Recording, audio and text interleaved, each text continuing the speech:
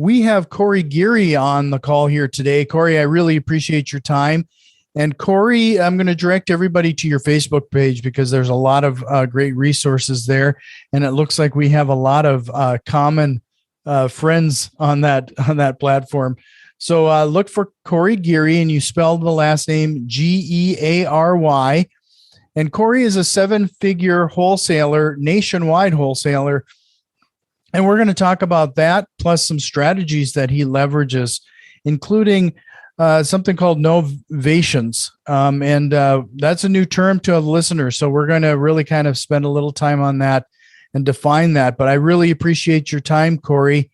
Thanks for joining me here today. Yeah, thank you so much for having me. I'm truly blessed to be here to share my journey with you. Thank you. So, Corey, let's start things off with, it's always fascinating to see how people have gotten into this. How did you get into wholesaling? So how I got into it's kind of funny. So I got into it in the end of 2016, and I was a blackjack dealer working at the casino, making pretty good money. Worked that job for about 17 years, saved up, about 150 grand or so. And we're watching that flip or flop show with Tarek Al-Musa. I'm there with my girlfriend at the time. She was a realtor, part-time blackjack dealer, but she wasn't doing a lot of real estate. And we're watching the show one night, and she's like, "Hey, why don't you flip a house so I can list it?" And I was like, "I don't know. Why don't I flip a house? It looks easy enough. 30 minutes, you make $80,000. Let's give it a try." Right? That's kind of how they portray it in Hollywood. The next morning, I'm on my morning run because I love to run. And I see one of those bandit signs that say fix and flip, buy price, 250,000, ARV 350, something to that nature. I stop on my run. I call the bandit sign, and it was not New Western, it's the other one, Net Worth Realty. And I bought the house. I saw it as a sign from God that showed me that, hey, this is what you need to be doing. So I saw it, called it, I bought the house. It took me 6 months to fix and flip that house, and I made $8,000. So that was my very first deal into real estate. And then you got the bug. I got the bug. So bought a second one, went to some networking events, RIAs here locally, signed up for some wholesalers list, bought my second house. I made I bought my second house, made $20,000 on that one. And on my third house, I thought knew what I was doing. I thought I was a big boy. And I bought 4 houses all at once, and the contract they were using, we didn't see eye to eye on things, so we had to switch contractors. But the unfortunate part of the story is that the new contractor we got was even worse, and he took us to the cleaners and robbed us of all of our money. And between the down payment we put down on him, the holding costs, and the rehab money he stole from us in those 4 properties, we lost about $250,000. And it really reset me back to ground zero, where I was like, okay, I lost my previous flip money. I lost my 401k money that I pulled out of the casino. And, I lost any savings that I had. And said, I didn't want to give up. So I literally Googled, because I wanted to know how wholesalers got their deals. And I Googled, how do wholesalers get deals?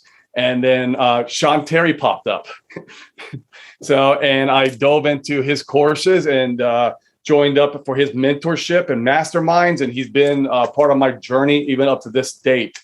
I'm blessed to call him a friend. I have his phone number. We talk all the time, and he's just been a true blessing in my journey, in my growth in wholesaling, and just the whole nationwide stuff that I'm doing now.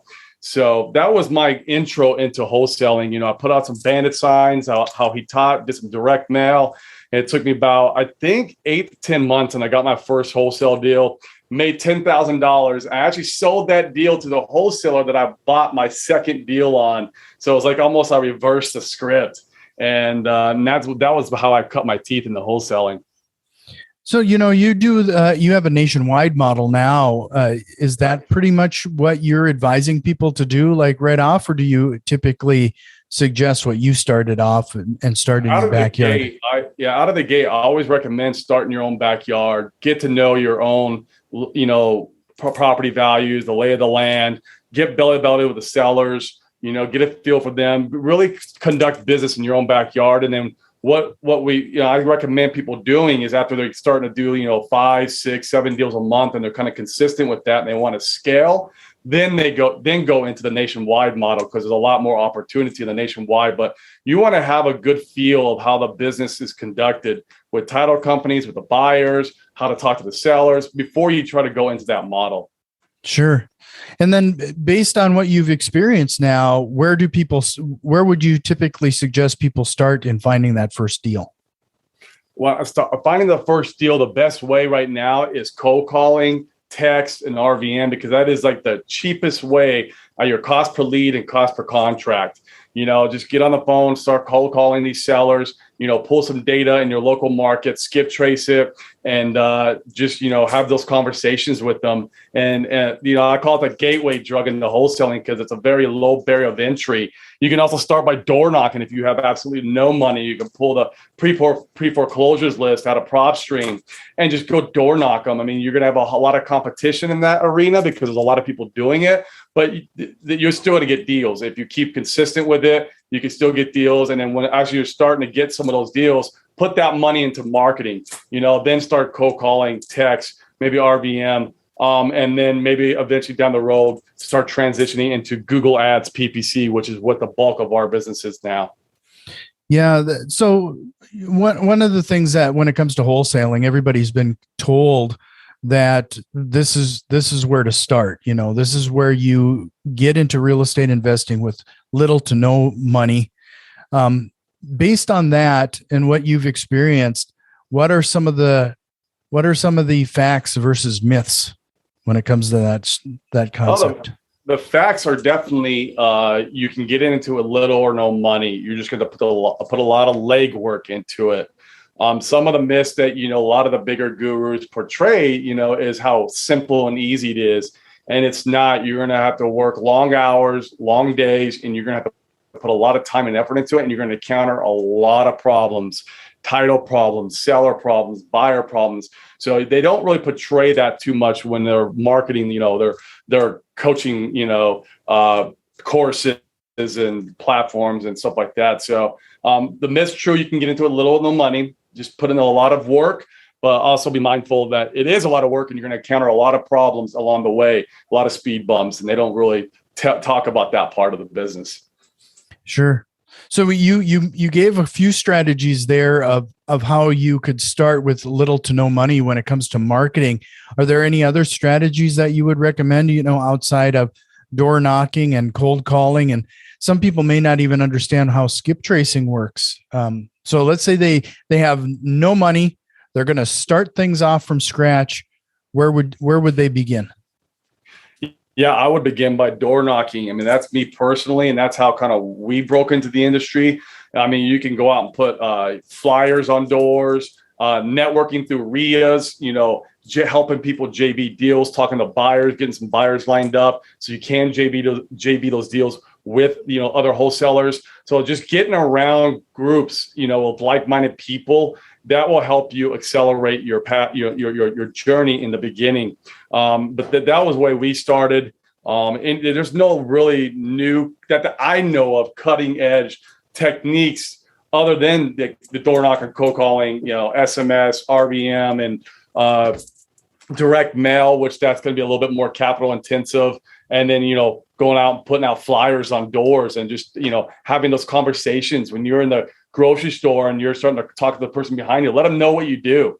I buy and sell houses. I'm a fix and flipper, or, I'm looking to buy houses for cash. Always talk about what you do is very important, because then you're going to start getting noticed. Talk about it on social media.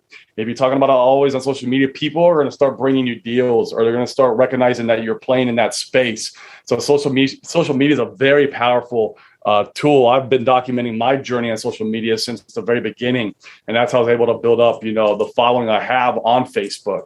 So those are the main things, man. It's just get out networking, door knock, and that's it. And then once you start getting a little bit of money, transition to telecommunications, and then from there start going into bigger marketing channels like direct mail and PPC. Sure. No, that makes a lot of sense. So when you got into, you started in your backyard and then you made the switch to national, what drove that decision?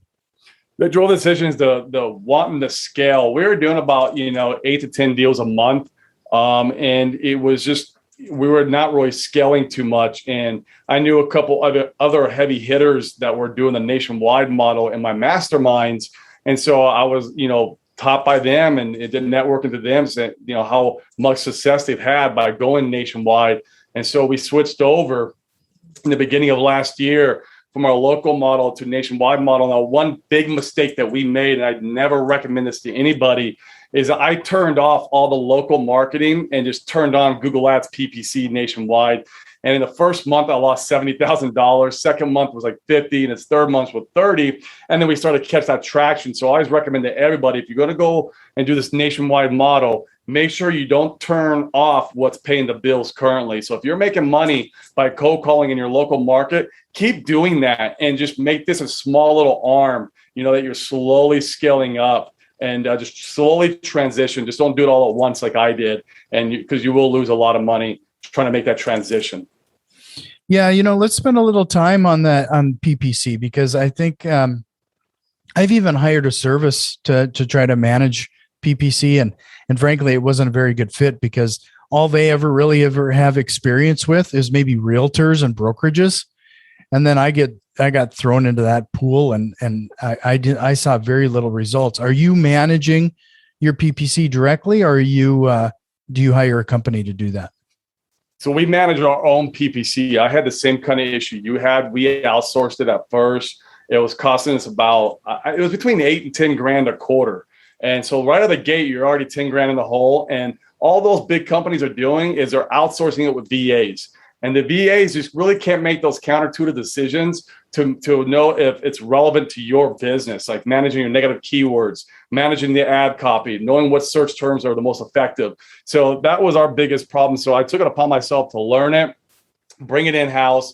And the way everyone's teaching it right now is really the wrong way. Everyone's teaching it to be very narrow, specific on their market, try to control their cost per click, and try to control their keywords by doing exact match. This is the way that you're going to get cost per conversions up to $500 to $700. That's what we were getting here in Phoenix, where my cost per conversion nationwide is at $43. So it was a game changer. You don't want to constrict and control Google. Google is very smart, and so if you utilize Google to your advantage, it will learn who your prospect is and show your ads to lookalike audience, and then driving down your cost per conversion in the long run. Sure. So, that's interesting you say that, because, especially in the ad game, everybody's trying to squeeze as much return on that investment as possible. So it's natural for us to try to restrict and dial it in as much as possible to try to do that. But what you're saying is that Google can actually do that naturally if you give them the reins a little bit. You absolutely can. If you're doing like phrase match or broad match keywords, and then you're doing the strategy, what's called maximize conversions, you're allowing Google to learn through the conversion process who your prospect is, and it will show your ads to lookalike audience. Google's way smarter than us. They have over 2,000 data points on every single person in the United States. So, let Google work for you. That's what we're paying them for. Mm-hmm. That's interesting. So as you were going to a nationwide model, how did talking to sellers change? The biggest shift is a couple things, I guess. You're going to be doing it all over the phone. It's all virtual. So the mind shift of, we're not going to be sitting belly to belly with them anymore and just doing this over the phone was huge for us. So you're going to have to be diving into their problems, figuring out exactly why they're selling the property and how you're the right solution for them over the phone, creating that rapport over the phone. So that was probably one of the first most difficult parts of the shift.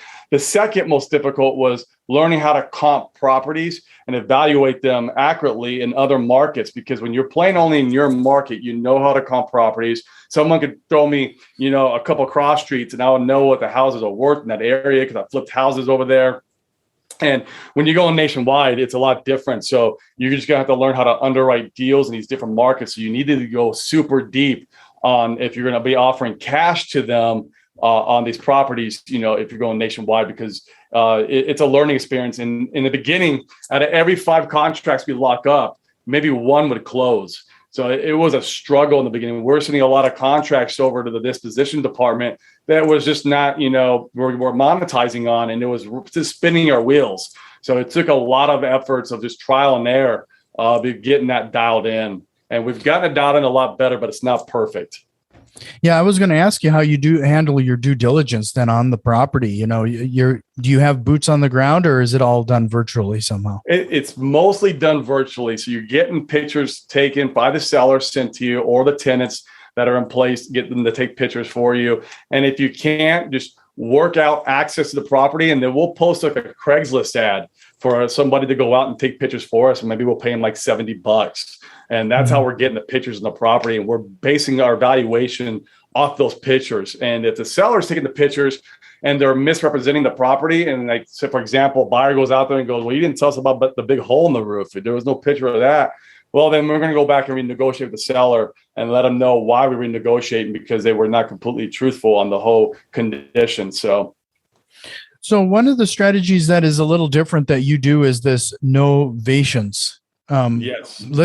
And I know that's a new term for a lot of people. So can you define that? I will. So one of our problems doing this nationwide model is, we're getting a lot of leads in these more rural markets that there's not a lot of investor activity, but there's MLS activity. And so we're like, okay, it was always that question: how do we monetize these MLS type deals and still, monetize them? So we were trying to lock them up as cash, trying to sell them, to investors. The problem was that, if there's no investor activity, it's not going to sell. So we came across the novation process, the novation concept. And what this is we're locking the property up from the seller, listing it on the MLS for FHA, VA, and conventional buyers. And so we're wholesaling it on market to end users, not an investor. And there's many ways that we do this. We use a power of attorney to list the property in the MLS and sign the offers on their behalf, or the attorney in fact. And there's a couple other instruments you use, like the notice of interest, that way we can get paid off from the lien. We put a lien in the property, and that's how we get approved for the conventional financing to pay our fee out. So through this process, we call it our concierge service, and the sellers love it because we're telling them we're not your buyer. We're being very upfront with them. We're going to bring a buyer to the table we're going to partner with, because we're really good at bringing buyers since we're investors and fix and flippers. And we're going to do that through using local realtors, our buyer network, and MLS. So it's completely upfront with the homeowner exactly what we're doing. And then we're just telling them that you don't got to worry about anything. You don't got to worry about the inspection. You don't worry about the appraisal. You don't worry about dealing with realtors. And you don't have to worry about the title work. You can just sit back and collect your check. And so a lot of them are loving it because we're able to pay more for the property than normal that would not work for a cash offer, because we're selling it to the traditional way. Sure. So based on what you just said there, you're taking it upon yourself to go through, a buyer's due diligence period and making any updates or changes to the property on the seller's behalf. That's correct. So we're letting the inspectors tell us what we need to do to the property to get approved for the financing. There was a property just last week. It was an FHA buyer. Their inspector said, well, it needs to have a stove. So we, went on Lowe's, the local Lowe's, ordered the stove, had it delivered. The realtor who was representing the buyer met the person out there, had the stove installed, and we closed it on Friday of last week, and we made $42,000 on that deal. Yeah, no, that's awesome. I was going to actually ask you for an example of how this works, but I mean that was a great one.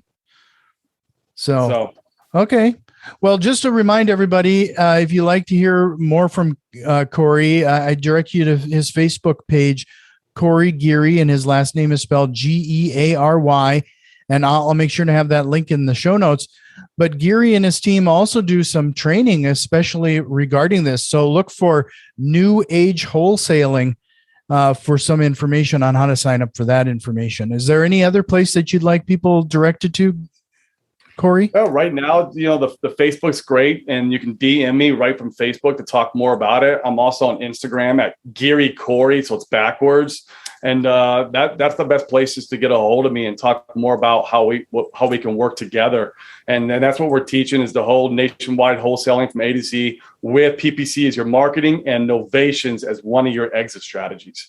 So I'm going to take you back into time here now as I want to circle back and give those people who are brand new to wholesaling. One of the things that I get asked quite often is, what do I say? if you're going on that door knocking or driving for dollars, if you will, and you go up to a door and knock on that door and somebody actually answers, give somebody what they should possibly start with. I mean, introduce yourself. It's going to be a cold conversation from the beginning. You want to, when you're door knocking, you want to step a few feet back from the door. You never want to be at the door because that's very aggressive and intimidating. Step a few feet back, introduce yourself, and ask them if they'd be interested in selling their house. And if they are interested, ask them why and go into their pain and why exactly they would want to be selling their house and exactly how you can be the solution to their problem. That's the conversation you want to have, and just creating that rapport with them, getting to understand who they are as a person. So that is the best way. The best way to really get good at it is repetition, doing it over and over and over again. You're not going to be good at it at first. There's no way. I would recommend, doing some training on acquisitions. There's a lot of good people out there who focus just on that type of scripting. John Martinez is one, just the top of my head. Another one is Steven Morales. And they focus just on how those conversations sound when you're talking to the seller. But yeah, it's great rapport, knowing who you are as a person and knowing who they are as a person, and then figuring out exactly what their pain point is and how you can be the solution to their problem. Yeah, and I'd point to the previous appearances. John has been on my show here a couple times now, and he always brings a ton of value. So if you're struggling with scripts and how to talk to sellers, I mean, great resource. He is. I've been to his boot camp, and I've gone through all his training, and I love how he approaches the conversation. And we even put our acquisition agents through that training so they understand, how the set sounds, how it sounds when you're going into pain, how the picture perfect looks, going through deal killers. It's just great, a great lineup of for your first initial conversation with that seller. So, yeah. So knowing what you know now, and if you had to start all over again, what would you have done? What would you do differently?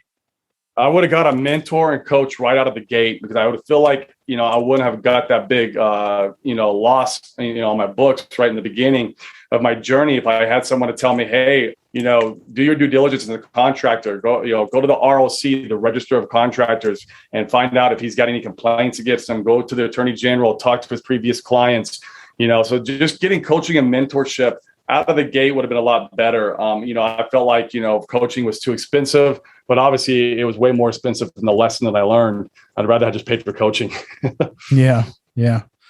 So, well, before I let you go, I wanted to make sure that one more time, head over to Corey's Facebook page, and it's Geary as his last name.